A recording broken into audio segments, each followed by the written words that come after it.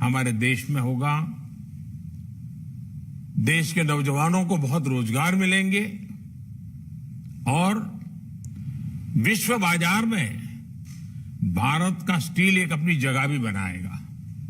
और मुझे बताया गया है कि सिर्फ प्लांट के विस्तार की ही बात नहीं है, बल्कि इसके साथ भारत में पूरी नई टेक्नोलॉजी भी आ रही है।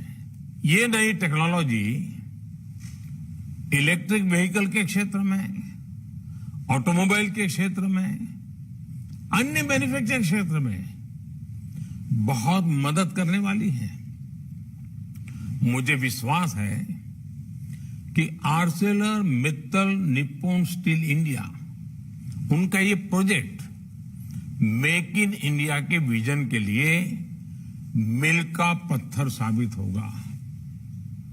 ये स्टील सेक्टर में विकसित भारत और आत्मनिर्भर भारत के हमारे प्रयासों को नई ताकत देगा।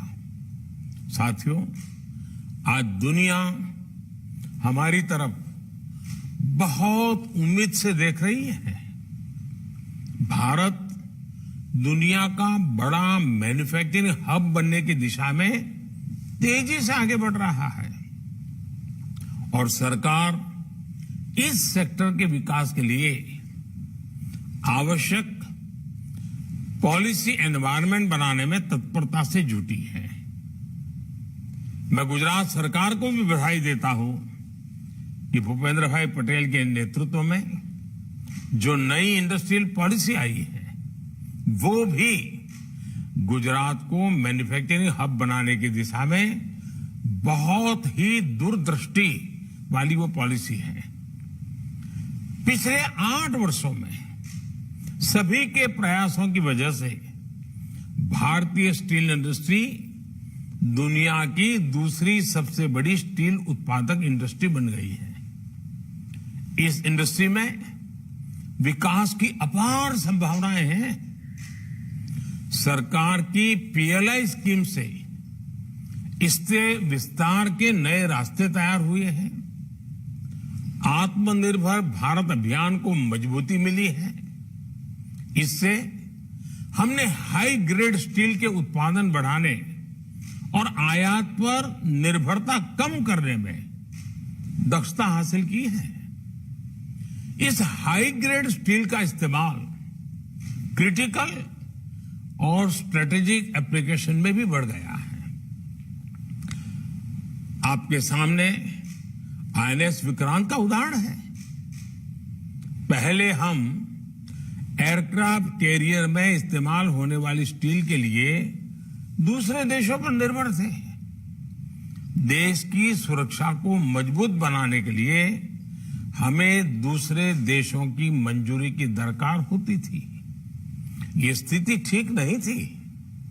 इसे बदलने के लिए हमें आत्मनिर्भर बनने की जरूरत थी और भारतीय स्टील इंडस्ट्री ने नई ऊर्जा के साथ इस चुनौती को स्वीकार किया।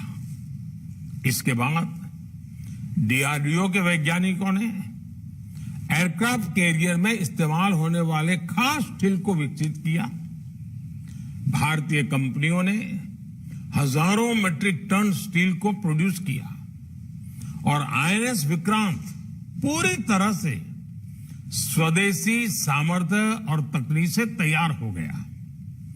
ऐसे ही सामर्थ्य को बढ़ावा देने के लिए देश ने अब क्रूड स्टील की उत्पादन क्षमता को 2 गुना करने का लक्ष्य तय किया है।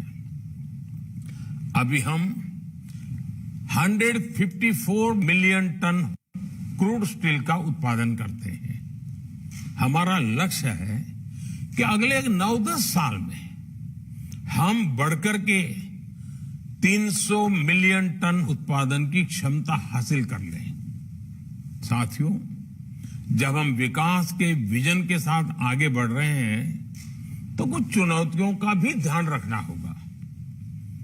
स्टील इंडस्ट्री के लिए कार्बन उत्सर्जन, कार्बन एमिशन ऐसी एक चुनौती है।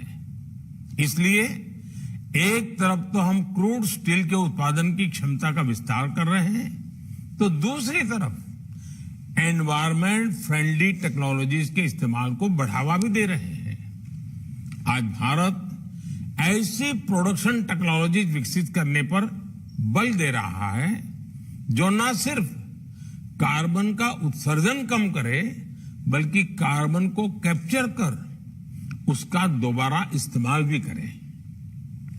देश में सर्कुलर इकोनॉमी को भी बढ़ावा दिया जा रहा है। सरकार और प्राइवेट सेक्टर मिलकर इस दिशा में काम कर रहे हैं।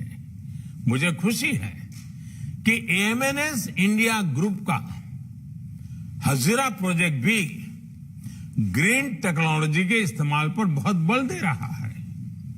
साथियों, जब किसी लक्ष्य की दिशा में पूरी ताकत से हर कोई प्रयास करने लगता है तो उसे साकार करना मुश्किल नहीं रह जाता। स्टील इंडस्ट्री को नई बुलंदियों पर ले जाने के लिए सरकार प्रतिबद्ध है। मुझे विश्वास है कि ये प्रोजेक्ट पूरे क्षेत्र और स्टील सेक्टर के विकास को रफ्तार देगा। मैं एक बार फिर एएमएनएस इंडिया की टीम को बहुत बहुत बधाई देता हूं, अनेक अनेक शुभकामनाएं देता हूं। बहुत बहुत धन्यवाद।